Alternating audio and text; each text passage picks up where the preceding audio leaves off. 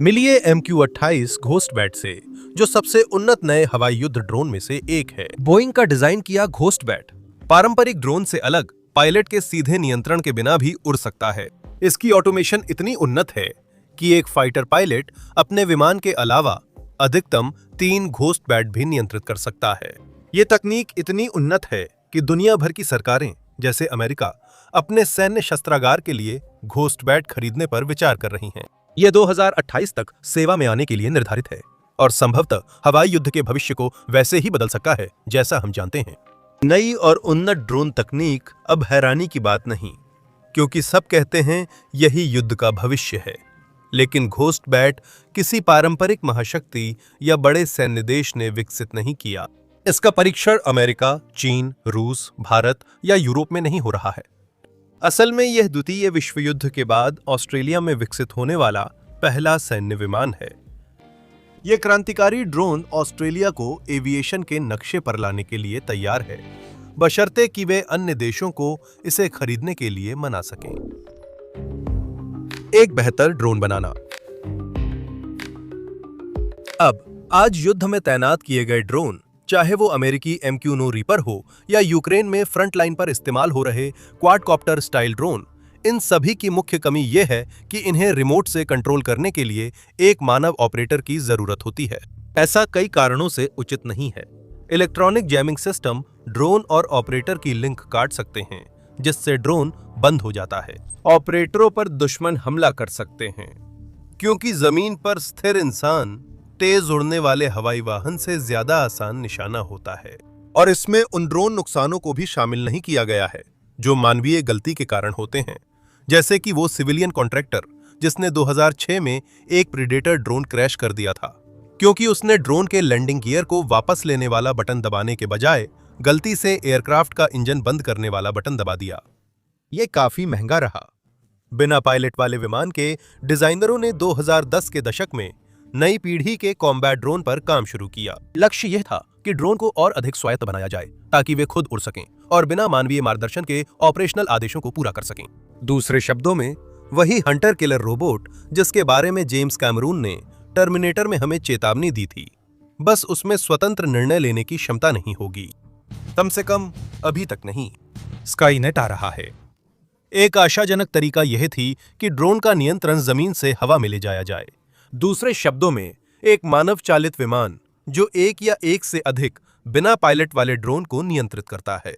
इसका एक सीधा सा फायदा यह है कि नियंत्रक मौके पर ही मौजूद होता है, जमीन पर मौजूद किसी व्यक्ति की तुलना में कार्रवाई के बहुत करीब होता है और बदलती हुई सामरिक स्थिति के आधार पर तेज फैसले ले सकता है।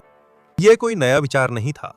अमेरिका ने द्वितीय विश्व युद्ध के दौरान विस्फोटकों से भरे रिमोट कंट्रोल वाले विमानों को उड़ने वाले बम के रूप में इस्तेमाल करने की अवधारणा के साथ प्रयोग किया था। आधुनिक अवधारणा को कई अलग अलग नामों से जाना जाता है, जिनमें मैन्ड अनमैन्ड टीमिंग या ममती, कॉम्बैट कोलैबोरेटिव एयरक्राफ्ट या CCA और ऑटोनोमस कोलैबोरेटिव प्रोग्राम या ACP शामिल हैं। ऑस्ट्रेलियाई लोगों ने लॉयल विंगमैन ड्रोन शब्द इस्तेमाल किया, जो सच में कूल है। उनका मानना था कि एक फाइटर जेट जैसे F-35-3 तक विंगमैन ड्रोन नियंत्रित कर सकता है।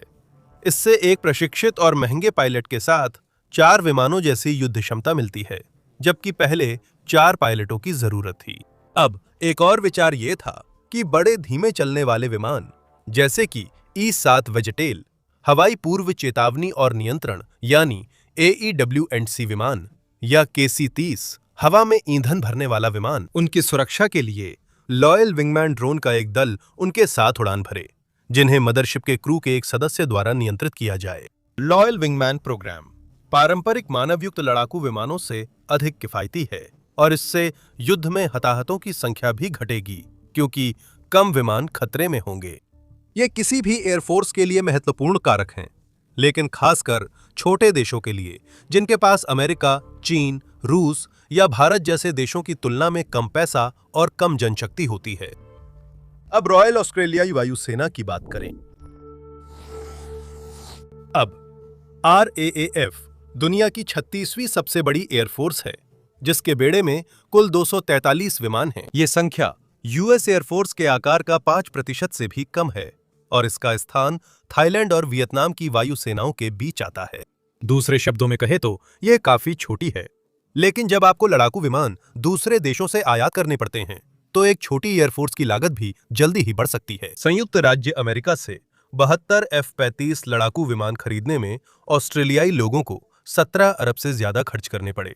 ये असल में लगभग 12 अरब डॉलर के बराबर है। ओवरहेड लागत घटाने और लड़ाकू क्षमता बरकरार रखने की चाह में RAAF ने ड्रोन तकनीक में भारी निवेश किया है। और जैसा कि कोई भी बच्चों वाली मां जानती है, घर पर कुछ बनाना आमतौर पर कहीं और से खरीदने की तुलना में सस्ता पड़ता है। ऑस्ट्रेलियाई रक्षा विभाग और बोइंग ऑस्ट्रेलिया ने साझेदारी की ताकि द्वितीय विश्व युद्ध के बाद पहली बार पूरी तरह ऑस्ट्रेलिया के स्वामित्व वाला लड़ाकू विमान डिजाइन और बनाया जा सके। अब MQ-28 में आधुनिक ड्रोन की तुलना में कई सुधार किए गए थे। इसे जेट फाइटर्स के साथ उड़ने के लिए तेज बनाना था, इसलिए इंजीनियरों ने विलियम्स FJ-33 टर्बोफैन इंजन लगाया।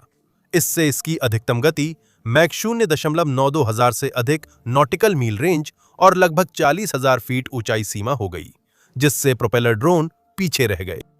इस पूरे ऑपरेशन का दिमाग विमान की नाक में है। 8.5 फुट लंबी नाक को जमीन पर अलग किया जा सकता है और बदला जा सकता है। हर नाक में अलग मिशन पैकेज, इलेक्ट्रॉनिक्स और पेलोड होते हैं। ये इस पर निर्भर करता है कि विमान से कौन सा काम करवाना है। ये मॉड्यूलर डिजाइन लगभग अनंत कस्टमाइजेशन की सुविधा देता है, जिसमें विदेशी ऑपरेटरों द्वारा अपनी जरूरतों के हिसाब से खास तौर पर बनाए गए पेलोड भी शामिल हैं। शुरुआती डिजाइन से ही इस विमान के विदेशों में निर्यात की योजना थी। बेहतर आर्टिफिशियल इंटेलिजेंस और उन्नत ह्यूमन मशीन इंटरफेसिंग टूल्स की मदद से घोस्ट बैट टेक ऑफ, चढ़ाई, ऊंचाई बनाए रखना और लैंडिंग खुद नियंत्रित करता है, जैसे व्यावसायिक विमान का ऑटो पायलट सिस्टम। लेकिन घोस्ट बैट इससे भी आगे है। आप उसे सिर्फ एक बटन दबाकर कॉम्बैट एयर पेट्रोल के लिए कह सकते हैं और मशीन अपने आप आसपास के इलाके में दुश्मन विमानों को स्कैन करेगी, उन्हें मिलते ही ट्रैक करेगी और संभावित लक्ष्य पर लॉक भी कर लेगी, जब तक कि कंट्रोलर से फायरिंग का आदेश नहीं मिलता। ये वो चीज है जो आप अपने छुट्टी के सफर में बोइंग 737 पर नहीं कर सकते। दूसरे शब्दों में, एक बार जब आप उसे कोई काम करने के लिए कह देते हैं तो वह बिना किसी विशेष निर्देश या मार्गदर्शन के खुद ही वह काम कर देता है। घोस्टबैट का डिजाइन शुरू से ही सिर्फ नवोन्मेषी ही नहीं, बल्कि किफायती भी रखने के लिए बनाया गया था, ताकि एक यूनिट की लागत अंततः लगभग एक टॉमहॉक क्रूज मिसाइल के बराबर हो सके। वे महंगे हैं, लेकिन बड़ी तस्वीर में देखें तो इतने भी महंगे नहीं हैं। इस विमान का ज्यादातर हिस्सा एक मजबूत, हल्की और जंगरोधी मिश्रित रेजिन सामग्री से बना है, जिसका इस्तेमाल बोइंग 787 ड्रीमलाइनर के ट्रेलिंग विंग एजेस में भी हुआ है। इसे बोइंग ऑस्ट्रेलिया ने भी विकसित किया है, साथ ही ये लक्ष्यों को लॉक करने में भी सक्षम नहीं है। इस मिश्रित सामग्री की वजह से पूरे पंख की संरचना को सिर्फ 2 हिस्सों, एक ऊपरी और एक निचले हिस्से से जोड़ा जा सकता है, जिससे जब ये विमान असेंबली लाइन से निकलेंगे तो उत्पादन की गति तेज हो जाएगी। करीब 2 मिलियन अमेरिकी डॉलर के विमान की किफायती कीमत घोस्ट बैट को ऐसी खर्च करने योग्य क्षमता देती है जो मानव चालित विमान नहीं दे सकते। अन्य स्टेल्थ विमानों के विपरीत घोस्ट बैट को रेडिएशन अवशोषित करने वाली सामग्री से नहीं ढका गया है, ताकि उसे रडार पर देखना मुश्किल हो, और इसका सीधा कारण यह है कि ऐसा करना बहुत महंगा पड़ता। इसके बजाय बोइंग का कहना है कि विमान का आकार उसे छोटा रडार क्रॉस सेक्शन देगा, जिससे उसे पर्याप्त मिसाइल रक्षा मिलेगी। यह विचार है कि घोस्ट बैट को खतरनाक युद्ध में भेजा जा सकता है, ताकि अगर विमान गिर भी जाए तो ज्यादा फर्क नहीं पड़े। यह किसी और चीज से ज्यादा बस एक असुविधा है। यह मानव रहित है, इसलिए आपको पायलट की जान जाने की चिंता नहीं करनी पड़ती, और खुद विमान इतना सस्ता है कि आप नुकसान की भरपाई के लिए आसानी से कई अतिरिक्त विमान रख सकते हैं। हालांकि बोइंग या ऑस्ट्रेलियाई रक्षा विभाग ने ड्रोनों का झुंड शब्द नहीं कहा, लेकिन साफ है कि वे उसी दिशा में बढ़ रहे हैं। विकास इतिहास। Air force minor programme DEF 6014 RAAF और बोइंग के बीच एक लॉयल विंगमैन ड्रोन विकसित करने के लिए सहयोग का औपचारिक नाम था, और हम बस इतना ही कह सकते हैं कि हमें खुशी है कि उन्होंने इसका नाम बदलकर घोस्ट बैट रख दिया। बोइंग ने 2019 में ड्रोन का फुल स्केल मॉकअप तैयार किया था, जब उसे उस साल के एबलॉन एयर शो में प्रदर्शित किया गया था। ये शो हर 2 साल में आयोजित होता है और ऑस्ट्रेलिया में नवीनतम और बेहतरीन एविएशन टेक्नोलॉजी दिखाने का सबसे बड़ा मंच है। अब बोइंग ऑस्ट्रेलिया को एक काम करने वाले प्रोटोटाइप पर मेलबर्न की प्रोडक्शन फैसिलिटी में काम करना था। उस समय वे इस ड्रोन को एटीएस या एयरक्राफ्ट टीमिंग सिस्टम कह रहे थे। हाँ, मैंने बताया था कि इस कॉन्सेप्ट के कई नाम थे। जब हम 2020 में कोविड-19 महामारी के दौरान घरों में बंद थे और सॉल्डो ब्रेड बनाना सीख रहे थे, बोइंग एटीएस लगातार प्रगति कर रहा था। पहला प्रोटोटाइप मार्च 2020 में बाहरी पावर स्रोतों का उपयोग करके चालू किया गया था और मई में कैमरों के सामने पेश किया गया, जिसमें एक शानदार प्रेस रिलीज और एक वीडियो भी था जिसमें दिखाया गया था कि ये चीज आखिरकार क्या करने वाली है। प्रोटोटाइप इंजन पहली बार सितंबर में चालू हुआ, अक्टूबर में खुद चला और दिसंबर में टैक्सी परीक्षण हुए। पहले एक धीमा टैक्सी परीक्षण हुआ, फिर एक तेज टैक्सी परीक्षण। हालांकि यह नहीं बताया गया कि वह कितना तेज था। यह सब आखिरकार उस चीज को जमीन से ऊपर उठाने की तैयारी थी। सचमुच पहली परीक्षण उड़ान के लिए एटीएस को RAAF की टॉप सीक्रेट वुमेरा रेंज कॉम्प्लेक्स दक्षिणी ऑस्ट्रेलिया के आउटबैक के निर्जन इलाके में भेजा गया। ऑस्ट्रेलिया में ऐसी कई जगहें हैं। 27 फरवरी 2021 को ड्रोन ने पहली बार पहले से प्रोग्राम की गई परीक्षण उड़ान भरी ताकि उसकी क्षमताएं जांची जा सकें। विमान के पायलट ने जमीन से इसकी प्रदर्शन पर नजर रखी, लेकिन इसके अलावा उसे उसके डिजाइन के अनुसार काम करने के लिए छोड़ दिया, यानी बिना इंसानी नियंत्रण के उड़ान भरना। सिर्फ 3 साल में ड्राइंग बोर्ड से आसमान तक पहुंचना विमान विकास के लिहाज से वाकई बहुत बहुत तेज था। लेकिन फिर भी जब आपको इस बात की चिंता नहीं करनी पड़ती कि अगर आपका विमान दुर्घटनाग्रस्त हो गया तो पायलट की जान चली जाएगी, तो तेजी से आगे बढ़ना आसान हो जाता है। अब मामला इतना गंभीर हो गया था कि ड्रोन को एक नाम चाहिए था, और बेहतर होगा कि ऐसा नाम हो जो लोगों को याद रहे और थोड़ा आकर्षक भी हो। 21 मार्च 2022 को क्वींसलैंड के RAF बेस एम्बरली में एक समारोह के दौरान रक्षा मंत्री पीटर डटन ने घोषणा की कि एटीएस को आधिकारिक रूप से MQ-28A घोस्टबैट के नाम से जाना जाएगा। उन्होंने नाम सिर्फ अच्छा लगने के लिए नहीं चुना था, जैसे आपके कजिन के गराज बैंड ने किया। मैक्रोडर्मा गिगास चमगादड़ की एक प्रजाति है जो उत्तरी ऑस्ट्रेलिया में मिलती है और हल्के फर के कारण घोस्टबैट कहलाती है। ग्लेन फर्ग्यूसन बोइंग के प्रोडक्ट डायरेक्टर के अनुसार घोस्टबैट चुना गया, जो ऑस्ट्रेलिया का स्तनधारी है और झुंड बनाकर शिकार का पता लगाने और उसका शिकार करने के लिए जाना जाता है। घोस्टबैट नाम का चयन विमान के सेंसर और खुफिया निगरानी व टोही क्षमताओं की अनूठी विशेषताओं को दर्शाता है और इस अग्रणी क्षमता के लिए उपयुक्त नाम है। उद्धरण समाप्त। अब आपने शायद गौर किया होगा कि फर्ग्यूसन के बयान में घुसपैठ की आक्रामक क्षमताओं के बारे में कुछ भी नहीं कहा गया, और इसका कारण यह है कि विमान के विकास के इस चरण में इसे किसी भी हथियार से लैस करने की कल्पना ही नहीं की गई थी। इसके बजाय घोस्टबैट को कम हिंसक कार्यों के लिए बनाया गया था, जैसे कि खुफिया जानकारी जुटाना, इलेक्ट्रॉनिक युद्ध, या शायद खुद को एक मानव चालित विमान और मिसाइल के बीच में रखकर अपनी जान की कुर्बानी देकर किसी की जान बचाना, ठीक वैसे ही जैसे केविन कॉस्टनर ने द बॉडीगार्ड के अंत में किया था। बस फर्क इतना है कि इसमें ज्यादा धमाके होंगे और विटनी ह्यूस्टन वाला हिस्सा कम होगा। मैं तुम्हारे बारे में सोचूंगा, लेकिन शायद यह तय था कि जैसे जैसे घोस्टबैट विकसित हुआ और बोइंग ब्लॉक एक एक्सपेरिमेंटल स्टेज से ब्लॉक 2 ऑपरेशनल स्टेज की ओर बढ़ा, किसी ने वो सीधा सवाल पूछ ही लिया, बॉब, क्या तुम्हें लगता है कि हम इसमें मिसाइलें लगा सकते हैं या नहीं? जुलाई 2024 में ऑस्ट्रेलियाई सहायक रक्षा मंत्री ने कहा कि RAAF के पास घोस्टबैट को उसके दूसरे कार्यों के अलावा हथियारों से लैस करने का विकल्प भी था। ये प्रेस रिपोर्टों के जवाब में था, जिनमें कहा गया था कि एंथनी अल्बासी की लेबर सरकार घोस्टबैट को युद्ध भूमिका में इस्तेमाल की योजना रद्द कर रही है, जिससे विपक्षी लिबरल पार्टी प्रधानमंत्री को रक्षा में कमजोर दिखाना चाहती थी। 2025 के एवलॉन एयर शो में बोइंग ने बताया कि 100वीं परीक्षण उड़ान के बाद वे साल के अंत तक घोस्टबैट के साथ एयर टू एयर मिसाइल परीक्षण करेंगे। 8 दिसंबर 2025 को वुमेरा रेंज के ऊपर आसमान में एक जटिल परीक्षण हुआ था। 3 अलग-अलग स्थानों से 3 विमान उड़ान भरे, एक घोस्टबैट, एक FA-18F super hornet fighter jet और एक E-7 वेजटेल। घोस्टबैट सुपर हॉर्नेट के साथ फॉर्मेशन में उड़ता रहा, लेकिन उसका नियंत्रक वेजटेल में था। फिर जमीन से फिनिक्स टारगेट ड्रोन लॉन्च किया गया। सुपर हॉर्नेट के ट्रैकिंग कंप्यूटर ने टारगेट ड्रोन को पकड़कर यह जानकारी घोस्टबैट को भेजी जिसके बाद वो अपने आप उसे इंटरसेप्ट करने की स्थिति में आ गया। E7 में मौजूद कंट्रोलर से टारगेट को ऑपरेशनल रेंज पर निशाना बनाने की अनुमति दी गई, जिसके बाद घोस्टबैट ने अपने पेट से बंधी AIM-120 AMRAAM advanced medium range air to air missile launch कर दी। इसके बाद घोस्टबैट ने मिसाइल को गाइडेंस दी ताकि वो इंटरसेप्ट के लिए रास्ता समायोजित कर सके। टेस्टिंग क्रू के मुताबिक घोस्टबैट को सिर्फ 4 कमांड देकर पूरा क्रम पूरा किया गया। Take off, combat air patrol, target पहचान कर इंटरसेप्ट करना, फिर मिसाइल को आर्म और फायर करना। अब RAAF और बोइंग ने कहा टेस्ट सफल रहा और घोस्टबैट ने फीनिक्स ड्रोन गिराया, लेकिन लगता है ड्रोन के वास्तव में मार गिराए जाने का कोई वीडियो नहीं लिया गया। वीडियो में लोग जमीन पर खड़े टैबलेट स्क्रीन देखते और जश्न मनाते दिखते हैं। इससे इंटरनेट के कुछ हिस्सों में ये अटकलें लगाई जा रही हैं कि ऑस्ट्रेलियाई लोगों ने इसे फर्जी बनाया, जो कि आजकल इंटरनेट पर चर्चा का हाल है ना?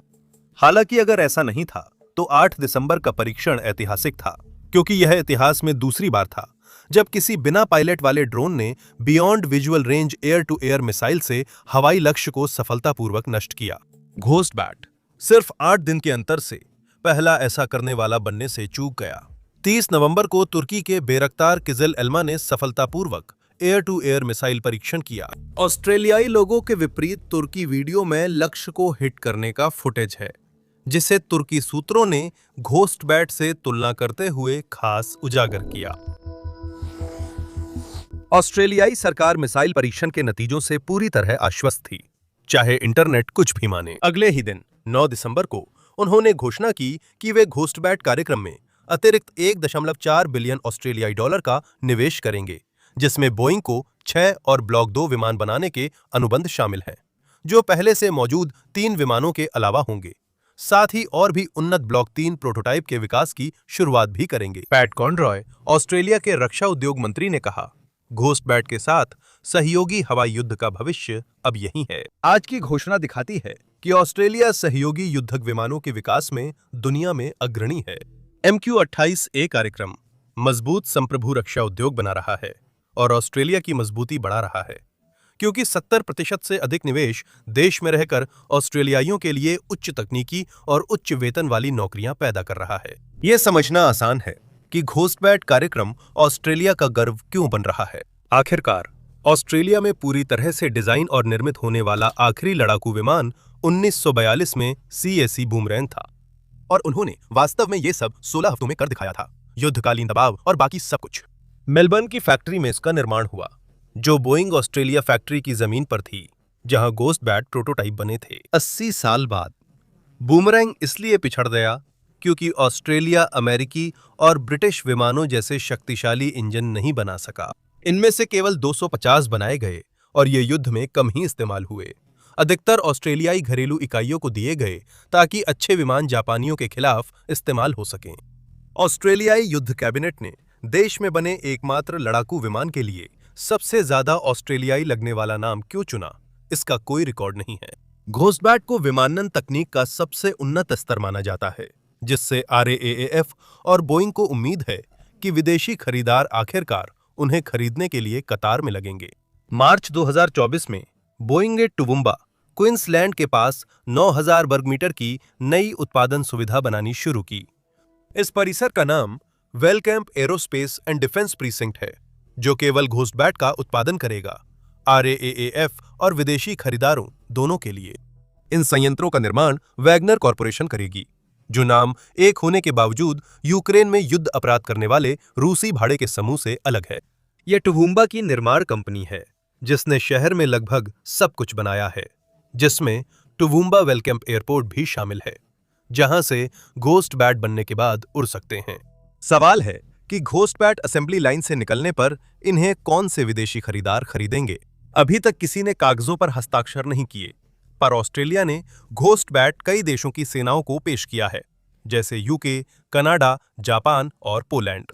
अब तक सबसे आशाजनक संभावना जर्मन बुंडेसवेर रही है। जर्मनों ने 2029 तक डिलीवरी हेतु 400 तक लॉयल विंगमैन प्रकार के ड्रोन की बोली के लिए निवेदन जारी किया है। एयरबस और क्रेटोस जैसी कंपनियों की बोली के बीच ऑस्ट्रेलियाई लोगों ने जर्मनी के सबसे बड़े हथियार निर्माता ड्यूसलडॉर्फ स्थित राइन मेटल एजी से साझेदारी की है। मार्च 2026 में बोइंग ऑस्ट्रेलिया ने राइन मेटल के साथ साझेदारी कर घोस्टबैट को जर्मन वायुसेना लुफ्टवाफे में लाने की घोषणा की। पर चिंता मत कीजिए, हम किसी वैकल्पिक वास्तविकता में नहीं हैं जहां नाजियों ने द्वितीय विश्व युद्ध जीत लिया हो। उन्हें अभी बस यही कहा जाता है। लुफ्टवाफे वास्तव में जर्मन भाषा में वायुसेना के लिए शब्द है। अच्छा हुआ आपने ये स्पष्ट किया, राइटर, लेकिन मुझे पहले से पता था। समझौते के तहत राइन मेटल जर्मनी में MQ-28 के लिए सिस्टम्स मैनेजर की भूमिका निभाएगा। कंपनी जर्मन सशस्त्र बलों की मौजूदा और भावी कमांड व हथियार प्रणालियों में ड्रोन के एकीकरण का समन्वय करेगी, सिस्टम को राष्ट्रीय आवश्यकताओं के अनुसार अनुकूलित करेगी और परिचालन, रखरखाव व लॉजिस्टिक सहायता देगी। राइन मेटल ये सब केवल दयालुता के लिए नहीं कर रहा, उसे इस साझेदारी से मुनाफा मिलने की उम्मीद है।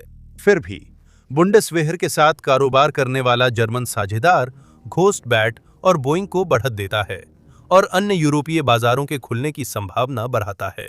ये जर्मन में निर्देश पुस्तिकाओं का अनुवाद करने में तो मदद करेगा, लेकिन सबसे आकर्षक संभावित खरीदार संयुक्त राज्य अमेरिका है। अमेरिकी सेना विदेशी हथियारों, खासकर विमानों को अपनाने में झिझकती है, लेकिन घोस्टबैट की प्रभावशीलता ने पेंटागन का वर्षों से ध्यान खींचा है। अमेरिकी वायुसेना 2022 से घोस्टबैट पर नजर रख रही है, जबकि अमेरिकी नौसेना ने 2025 में इसमें गहरी रुचि जताते हुए अपना CCA कार्यक्रम शुरू करने की बात कही थी। वायुसेना घोस्टबैट से हट रही है क्योंकि 2025 में उन्होंने आगे के विकास के लिए 2 अमेरिकी डिजाइन वाले ड्रोन चुने हैं। जहां तक नौसेना की बात है, उन्हें ऐसे डिजाइन की जरूरत है जो एयरक्राफ्ट कैरियर से उड़ान भर सके और लैंड कर सके, जो कि घोस्टबैट के साथ अभी तक कोशिश नहीं की गई है। और इसका साफ कारण यह है कि ऑस्ट्रेलिया की नौसेना के पास कोई एयरक्राफ्ट कैरियर नहीं है। यह संभव है कि जैसे जैसे घोस्टबैट का और विकास होता है, अमेरिका इसे फिर से देखे, खासकर अगर यह संचालन के लिहाज से प्रभावी साबित होता है। अब हमें जवाब देना है कि ये असल में क्या कर सकती है। अब जो कि घोस्टबैट अभी विकास के चरण में है, यह निश्चित रूप से कहना मुश्किल है कि जब ये RAAF के साथ सेवा में आएगा, जो कि लगभग 2028 के लिए योजना बनाई गई है, तो ये कौन कौन सी भूमिकाएं निभाएगा। इसकी सिद्ध क्षमताओं के आधार पर हम कुछ अनुमान लगा सकते हैं। घोस्टबैट मौजूदा ड्रोन से ज्यादा स्वायत्त है। ये बिना लगातार पायलट इनपुट के उड़ता है और कंट्रोलर के आदेशों का पालन करता है। इसे एक फ्लाइट सिमुलेटर की बजाय रियल टाइम स्ट्रैटेजी गेम की तरह सोचिए। एक कंट्रोलर के सामने एक स्क्रीन होती है, वो किसी टारगेट पर पॉइंट और क्लिक करता है और फिर ड्रोन बाहर जाकर वही करता है जो उसे आदेश दिया गया है। कल्पना करें, एक F-35 फाइटर 3-4 घोस्टबैट्स के साथ है।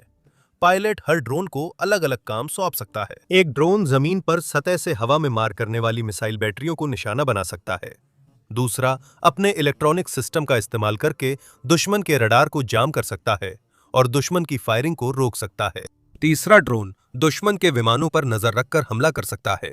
चौथा दुश्मन के इलाके की निगरानी संबंधी तस्वीरें ले सकता है। फिर F-35 को अन्य मिशनों के लिए छोड़ देते हैं। और ये तो सिर्फ एक सुझाव है। घोस्टबैट की मॉड्यूलर क्षमता स्थिति के अनुसार लगभग अनंत अनुकूलन क्षमता रखती है। हाँ, एक फाइटर पायलट बस कुछ ही ड्रोन नियंत्रित कर सकता है। फाइटर के कॉकपिट की तंग जगह में सिर्फ कुछ वफादार विंगमैन के लिए जरूरी कंट्रोल्स ही लगाए जा सकते हैं और पायलट को अपने खुद के बेहद जटिल विमान को उड़ाने पर भी ध्यान देना पड़ता है, जो कि बिल्कुल भी आसान नहीं है, चाहे टॉम क्रूज ने टॉप गन में इसे आसान दिखाया हो। अगर ड्रोन को किसी बड़े विमान जैसे कि E-7 वेस्टेल से नियंत्रित किया जाए तो ताकत कई गुना बढ़ जाती है ना? वेस्टेल में सुरक्षित कंट्रोलर एक साथ दर्जनों ड्रोन यानी घातक विमानों का पूरा स्क्वाड्रन नियंत्रित कर सकता है, जिससे आज के मुकाबले कम मानव शक्ति लगेगी। सोचिए, एक कुर्सी से पूरा हवाई युद्ध लड़ा जा सकता है। अगर आप कंट्रोल को पोर्टेबल बना लें तो विमान के टॉयलेट में भी चला सकते हैं। अपने फोन पर सोशल मीडिया स्क्रॉल करने से कहीं ज्यादा दिलचस्प गतिविधि है ये। ड्रोनों के झुंड की संभावना जितनी आकर्षक है, इसमें कुछ कमियां भी हैं और प्रभावशीलता को लेकर ऐसे सवाल हैं जिनका जवाब इस समय नहीं दिया जा सकता और शायद तब तक नहीं मिलेगा जब तक घोस्टबैट और इसके जैसे दूसरे ड्रोन युद्ध की परिस्थितियों में तैनात नहीं किए जाते। क्या यह संभव होगा, उदाहरण के लिए, कि इलेक्ट्रॉनिक जैमिंग का इस्तेमाल करके मदरशिप और ड्रोन के बीच का कनेक्शन तोड़ा जा सके? ये यूक्रेन के युद्ध क्षेत्रों में एक आम समस्या रही है, जहां हैकरों की टीमें दुश्मन के आने वाले ड्रोन को इंटरसेप्ट करने और उन्हें अपने लक्ष्य तक पहुंचने से पहले ही क्रैश कराने की कोशिश करती हैं। रूसी और यूक्रेनी लोगों ने ड्रोन में फाइबर ऑप्टिक केबल जोड़कर हल निकाला, लेकिन ये व्यावहारिक समाधान नहीं है। जब आप ऐसे ड्रोन की बात कर रहे हैं जिसे किसी दूसरे विमान द्वारा नियंत्रित किया जा रहा है और दोनों ही हजारों फीट ऊपर हवा में क्रूजिंग स्पीड से उड़ रहे हैं, अगर उनके बीच केबल्स चल रही हो तो ये अजीब लगेगा। एक और डरावना विचार है कि दुश्मन ड्रोन को हाईजैक कर उसे अपने ऑपरेटरों के खिलाफ इस्तेमाल करे, जैसे रिवेंज ऑफ द सिथ में क्लोन्स ने जेडाई को धोखा दिया था। बस ये उसका हाईटेक वर्जन होगा। मैंने स्टार वॉर्स नहीं देखी, मुझे उसकी जानकारी नहीं है। क्या यह संभव है? अगर हाँ, तो नियंत्रक विमान की सुरक्षा के लिए कौन से उपाय लागू किए जा सकते हैं? मौजूदा ड्रोन को हस्तक्षेप से बचाने के लिए उन्नत सॉफ्टवेयर प्रोग्राम इस्तेमाल किए जाते हैं, जिन्हें कथित तौर पर हैक नहीं किया जा सकता, और माना जाता है कि घोस्टबैट भी इसी तरह सुरक्षित है। लेकिन अगर इससे सुरक्षा नहीं की गई, तो कंप्यूटिंग तकनीक में प्रगति भविष्य में सबसे उन्नत सॉफ्टवेयर के लिए भी खतरा बन सकती है। अब सवाल है, अगर नियंत्रक विमान गिरा दिया गया तो क्या होगा? क्या सभी ड्रोन बस काम करना बंद कर देंगे और गिर जाएंगे, या नियंत्रण को किसी दूसरे विमान या ग्राउंड स्टेशन पर स्थानांतरित करना संभव होगा? घोस्टबैट उड़ान का आदेश ग्राउंड लॉन्च अधिकारी से लेकर हवा में आने के बाद मदरशिप को नियंत्रण सौंप देता है। तो ऐसा संभव लगता है कि अगर मूल विमान को मार गिराया जाए तो नियंत्रण को किसी दूसरे विमान में स्थानांतरित किया जा सकता है, या कम से कम ड्रोन सॉफ्टवेयर में ऐसा प्रोग्राम डाला जा सकता है जिससे अगर वह अपनी मदरशिप से संपर्क खो दे तो वह अपने आप बेस पर लौट आए। और ये तो मेरा DJI ड्रोन भी कर सकता है, तो चलिए बोइंग, आप भी इसे अपनाइए। प्रतिस्पर्धा का आकलन करना। ये समस्याएं शायद कभी ना आएं अगर घोस्टबैट कभी कार्रवाई में उतरे ही नहीं। ऑस्ट्रेलियाई सरकार ने 2019 में शुरू हुए घोस्टबैट प्रोजेक्ट में अब तक 10 अरब से ज्यादा ऑस्ट्रेलियाई डॉलर निवेश किए हैं, जो RIAF के एक साल के बजट के बराबर है। वे इसे आने वाले दशकों में अपने देश की रक्षा जरूरतों के लिए न केवल एक व्यवहारिक समाधान के रूप में देखते हैं, बल्कि ऑस्ट्रेलियाई अर्थव्यवस्था के लिए एक संभावित लाभकारी अवसर के रूप में भी देखते हैं। लेकिन सिर्फ RIAF ही घोस्टबैट को विमानन जगत में पहचान नहीं दिला सकता। सीधी सी बात है, वे कोई महाशक्ति नहीं हैं, और वे सैकड़ों या हजारों की संख्या में इन या किसी और तरह के ड्रोन का बेड़ा बनाए नहीं रख सकते। उन्हें इसे दूसरे देशों को बेचना होगा और साबित करना होगा कि उनका घोस्टबैट ड्रोन मुकाबले से बेहतर है, ताकि वे अपनी सेनाओं के लिए इसे चुनें। और मुकाबला काफी तगड़ा है। पहले से ही कई लॉयल विंगमैन स्टाइल ड्रोन मौजूद हैं, हालांकि सभी अलग अलग विकास चरणों में हैं और अभी तक कोई भी ऑपरेशनल सर्विस में नहीं आया है। घोस्टबैट को विदेशी खरीदारों के लिए सबसे बड़ी चुनौती अमेरिकी XQ-58 वैल्किरी ड्रोन से मिलेगी, जिसे सैन डिएगो स्थित Kratos defence and security solutions ने तैयार किया है। 2019 में पहली बार उड़ाया गया वैल्किरी जल्द ही यूनाइटेड स्टेट्स मरीन कॉर्प्स के लॉयल विंगमैन ड्रोन के रूप में सेवा में शामिल होगा, जिसे क्रेटोस और नॉर्थरोप ग्रिमन कम से कम 5 वेरिएंट्स में पेश करेंगे। घोस्टबैट को वैल्किरी पर यह फायदा है कि अब तक वैल्किरी ने किसी मिसाइल को सफलतापूर्वक लॉन्च नहीं किया है। अन्य अमेरिकी लॉयल विंगमैन ड्रोन में जनरल एटॉमिक्स का YFQ-42 डार्क मर्लिन और एंडोरेल इंडस्ट्रीज का YFQ-44 फ्यूरी शामिल है। दोनों अभी शुरुआती प्रोटोटाइप चरण में हैं और अमेरिकी वायुसेना ने इन्हें 2025 के ड्रोन प्रोग्राम में घोस्टबैट की तुलना में चुना था। घोस्टबैट का एक यूरोपीय प्रतिद्वंद्वी बोइंग के मुख्य प्रतिस्पर्धी से आता है, जो कि कमर्शियल एयरक्राफ्ट मार्केट में एयरबस है। 2024 में उन्होंने विंगमैन ड्रोन जर्मन और स्पेनिश वायुसेनाओं के वफादार साथी के रूप में घोषित किया, लेकिन एयरबस ने अब तक काम करने वाला प्रोटोटाइप नहीं दिखाया है। घोस्टबैट का सबसे करीबी प्रतिद्वंदी वही ड्रोन है बैरक्तार किजलेलमा, जिसे तुर्की की बैकार कंपनी ने बनाया है। 2022 में पहली उड़ान भरने वाला किजलेलमा, जिसका तुर्की में अर्थ लाल सेब है, ने हथियार क्षमताएं सफलतापूर्वक दिखाई। ये घोस्टबैट से करीब एक हफ्ता पहले था। अब तक 5 प्रोटोटाइप बनाए जा चुके हैं और भविष्य में और भी वेरिएंट्स की योजना है, जिनमें ट्विन इंजन और सुपरसोनिक वर्जन भी शामिल हैं। अब तक तुर्की सशस्त्र बलों के अलावा कजामा के किसी अन्य ग्राहक की कोई खबर नहीं है। चीन, रूस और भारत सभी अपने अपने लॉयल विंगमैन ड्रोन विकसित कर रहे हैं, चाहे वे खासतौर पर बनाए गए हों या मौजूदा ड्रोन को इस काम के लिए अनुकूलित किया गया हो। लेकिन ये शायद गोस्ट बैट का मुकाबला नहीं कर पाएंगे, क्योंकि इन्हें मुख्य रूप से अपने अपने देशों में ही इस्तेमाल किया जाएगा। खासकर चीन और रूस के लिए ये नहीं लगता कि ऑस्ट्रेलिया उन्हें गोस्ट बैट बेचेगा, चाहे वे लेना भी चाहें। भविष्य में क्या होने वाला है? अब ऐसा बहुत ही असंभव लगता है कि 2030 के दशक के हवाई युद्ध क्षेत्रों पर ड्रोन का दबदबा होगा। हालांकि हमारे पास ये जानने का कोई तरीका नहीं है कि MQ-28 घोस्ट बैट विशेष रूप से दुनिया भर की वायुसेना के बेड़ों की रीढ़ बनेगा, या ये मुख्य रूप से एक घरेलू रूप से निर्मित ऑस्ट्रेलियाई हथियार बना रहेगा, या फिर इसे पूरी तरह से किसी नए, बेहतर और अधिक आकर्षक चीज से बदल दिया जाएगा। इसकी लंबे समय तक टिके रहने की क्षमता इस पर निर्भर है कि वे कितने विदेशी खरीदार ला सकते हैं, जो घोस्ट बैट की प्रभावशीलता, किफायतीपन और सैन्य जरूरतों के अनुसार अनुकूलन की क्षमता पर निर्भर करेगा। घोस्ट बैट में ऐसी खूबियां हैं जो इसके लंबे समय तक बने रहने का संकेत देती हैं। मॉड्यूलर एवियोनिक्स सुइट, जो अलग की जा सकने वाले अगले हिस्से में है, कई अनुकूलन विकल्प देती है और विदेशी सेनाओं को बेचने में ये बड़ा विक्रय बिंदु है। लेकिन इसका मतलब ये भी है कि क्योंकि ये सीधे एयरफ्रेम में नहीं जुड़ा है, जब कोई और उन्नत तकनीक विकसित होती है तो उसे बिना महंगे रेट्रोफिटिंग प्रक्रिया के आसानी से घोस्ट बैट में लगाया जा सकता है। टुवुम्बा में एक और उत्पादन सुविधा विक्रय बिंदु है। अगर बोइंग असेंबली लाइन से घोस्ट बैट्स का उत्पादन शुरू कर देता है, जिससे हर साल सैकड़ों बनाए जा सकें, तो ये विदेशी ऑपरेटरों को उनमें भारी निवेश करने के लिए प्रोत्साहित कर सकता है, क्योंकि उन्हें पता होगा कि रिप्लेसमेंट पार्ट्स आसानी से उपलब्ध होंगे। एक बड़ा विक्रय बिंदु लागत भी होगी। अगर ऑस्ट्रेलियाई लोग एक घोस्ट बैट को $2 मिलियन में बना पाने में सक्षम होते हैं और वह उतना ही अच्छा काम करता है जितना वे कहते हैं, तो यह दुनिया भर की वायुसेनाओं के लिए एक सौदा साबित हो सकता है, जो खर्चों में कटौती करना चाहती हैं या जिनके पास शुरू से ही बड़ा बजट नहीं है। अगर वे इसे एक आसानी से इस्तेमाल होने वाले ऑपरेटिंग सिस्टम और एक साधारण, कम लागत वाले रखरखाव प्रणाली के साथ जोड़ने में सक्षम होते हैं, तो घोस्ट बैट पूरी दुनिया में बहुत तेजी से फैल सकता है।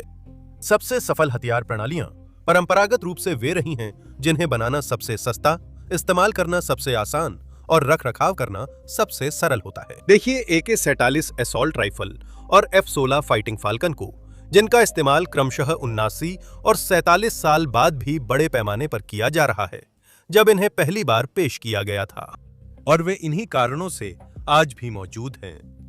अब जाहिर है, यह भी पूरी तरह संभव है कि अगले दशक में घोस्ट बैट को किसी और अधिक तकनीकी रूप से उन्नत चीज द्वारा प्रतिस्थापित कर दिया जाए, और वो भविष्य के आसमान के प्रमुख ड्रोन की दिशा में सिर्फ एक शुरुआती कदम बनकर रह जाए। आखिरकार तकनीक लगातार तेजी से विकसित हो रही है, और एक वफादार विंगमैन विमान का विचार आसानी से कृत्रिम बुद्धिमत्ता से संचालित ड्रोन द्वारा प्रतिस्थापित किया जा सकता है, यहां तक कि उन्हें इंसानों से कोई आदेश लेने की जरूरत ही ना रहे। पूरी तरह से स्वायत्त ड्रोन। इसमें कोई शक नहीं, हम उसी दिशा में जा रहे हैं, चाहे डर हो कि वे हमारे खिलाफ हों और हमें मार दें। टर्मिनेटर फिल्मों को देखिए। अब सबसे अहम बात यह है कि MQ-28 घोस्ट बैट एक खतरनाक मशीन है, और इसके पीछे एक बहुत बड़ा प्रयास है, जिससे ऐसा ड्रोन सामने आया है जो पूर्ण पैमाने पर उत्पादन में जाने के बाद आसमान पर राज कर सकता है। या फिर यह बस एक और खास किस्म का विमान बन सकता है, जो आखिरकार किसी म्यूजियम में रखा जाएगा, ताकि पर्यटक उसे देखकर हैरान हों और सोचें कि यह कितना पुराने जमाने का लगता है। यह तो सिर्फ भविष्य ही बता सकता है। ऑस्ट्रेलिया, जिसने इस परियोजना में काफी समय, मेहनत और पैसा लगाया है, उम्मीद करता है कि नतीजा पहला वाला निकले, ना कि दूसरा। और बोइंग की बात करें तो ऑस्ट्रेलिया के कुछ अधिकारी जरूर चाहेंगे कि यह परियोजना अमेरिकी सहयोगियों की हालिया परियोजनाओं जैसी आपदा ना बने। लेकिन अच्छी बात यह है कि अगर ये चीज क्रैश भी हो जाती है या जल जाती है, तो कम से कम इसके अंदर कोई इंसान नहीं होगा। देखने के लिए धन्यवाद।